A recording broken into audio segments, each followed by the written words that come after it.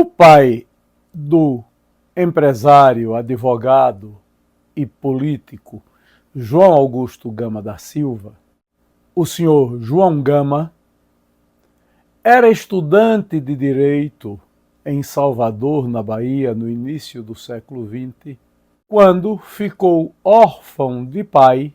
A família cobrou que ele fechasse a matrícula na Bahia e se matriculasse no curso de Direito em Fortaleza. Viajou de navio para Fortaleza, mas no caminho resolveu passar alguns dias em João Pessoa, onde também tem familiares.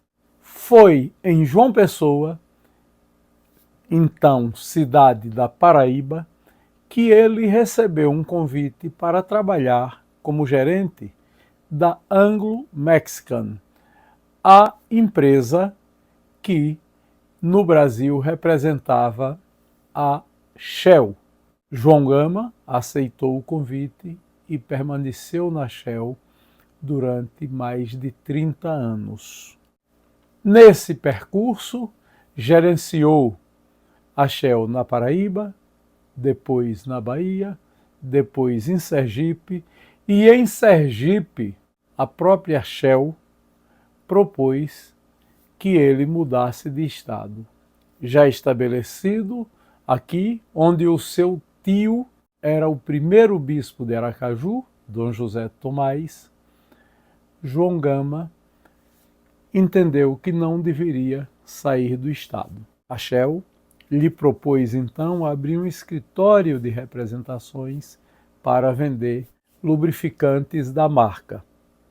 Ele aceitou e fundou as Representações Gama. Convidou, alguns anos depois, o seu filho, João Augusto Gama da Silva, para ser seu sócio na empresa. João Augusto aceitou e foi emancipado pelo pai, uma vez que ainda não havia atingido a maioridade. Começou a trabalhar e depois, com a morte do seu pai, o senhor João Gama, ele o sucedeu no comando dos negócios e construiu uma grande e sólida empresa do Grupo Gama, que é conhecida em Sergipe. É sobre os negócios do seu pai, os negócios de João Gama, que nos fala neste vídeo de memórias João Augusto Gama da Silva. Meu pai, desde cedo, veja, meu pai era estudante de Direito na Bahia. Muito moço, o pai dele faleceu e ele, a convite de um tio paterno, que fez uma carta para a cunhada, era um tio no Ceará, fez uma carta dizendo a minha avó que mandasse João, meu pai, para Fortaleza, para ele ser transferido para a Faculdade de Direito de Fortaleza, que seria mais um filho dele, que ele iria criá-lo, que ele iria cuidar. E meu pai toma um vapor, um navio aqui, para ir para João Pessoa, para Fortaleza, mas termina passando, era mês de junho, ele termina essas coisas, essas casualidades da vida. Ele resolve passar um período na Paraíba, que naquela época não era João Pessoa, na Paraíba, com a família dele, né? E termina havendo uma vaga na Anglo Mexican, que era a Shell, e ele se habilita nessa vaga da Anglo Mexican e é aproveitado na Anglo Mexican. E é como ele dizia, entrei na Shell para passar 30 dias e passei 30 anos, né? Então ele começa a trabalhar, a ganhar dinheiro e abandona o curso de Direito, não concluiu o curso de Direito. Depois ele trabalha na região do Rio Grande do Norte, depois é transferido para a Bahia e depois vem para Sergipe. Em Sergipe ele fica como gerente da Shell até 1959, quando a Shell fecha o escritório de Sergipe.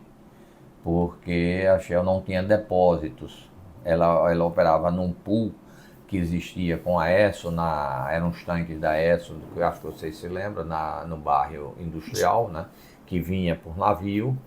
E depois a Esso começou a criar dificuldades para a operação desse pool. Então a Shell resolve sair do estado. Convida papai para ir para João Pessoa, para ir para Salvador. Papai não vai, então a Shell oferece a ele, para ele continuar a ser representante da Shell em Sergipe, para cuidar da venda de lubrificantes, dos enlatados. Isso em 59, a Shell indeniza papai e papai abre um escritório de representações. Esse escritório de representações ele montou como uma firma individual de 1959 até 1966. Em 66 ele faz a minha emancipação e me torna sócio dele na firma, já uma limitada, chamada Representações Gama Limitada. Aí, nesse momento, o escritório dele já tinha crescido, né?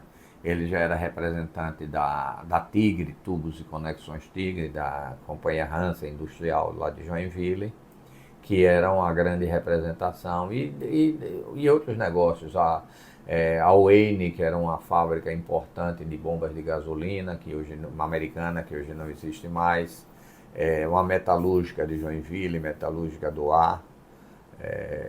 Enfim, ele tinha um escritório, um excelente escritório, que a gente foi ampliando, né? Depois da minha entrada, nós conseguimos outras representações, como Azulejo Aliane, algumas metalúrgicas, enfim. Mas essa foi uma história mais recente, mas a vida, porque, Jorge, papai vem a prosperar realmente quando ele se aposenta da Shell. Enquanto ele estava na Shell, ele era um gerente, ele é uma pessoa de destaque na sociedade, né? Era um grande emprego gerente de uma empresa multinacional em Sergipe. Mas de qualquer forma, era um assalariado. Com a abertura do escritório de representações, o papai vem a melhorar de vida. Ele passa a ter um outro patamar. Essa empresa eu operei depois da morte dele em janeiro de 1979. Eu tive muita dificuldade mas é outra história, mas a gente já adianta porque está dentro desse assunto, porque eu tinha sido preso em 64, tinha sido preso em 68, a cidade pequena, eu era figura conhecida, e essas representações eram representações de porte, e havia uma ambição, uma ganância por parte de pessoas da sociedade, até de empresas de fora, né? De Maceió, que chegaram a fazer cartas, né, solicitando essas representações. Por outro lado, eu tive muita solidariedade. Eu me lembro de um dia eu recebi um chamado de seu Zeca Sobral. Seu Zeca Sobral era o presidente da Fonseca, e a Fonseca era o nosso maior cliente no setor de construção da Tigre, de tubos e conexões. E seu Zeca me disse que eu contasse com ele. Sabia das dificuldades que eu estava passando, mas se precisasse de cartas de recomendação, o que tivesse precisando, a Fonseca estava à sua inteira disposição. Mas isso era aquele ambiente difícil, né, carregado, que se vivia nesse período até o fim do regime militar, até o fim da ditadura. Então eu tive realmente um período difícil, mas fui protelar, fui conseguindo vencer aos poucos e mantive todos os nossos negócios, e inclusive ampliamos. Mais tarde, em 84,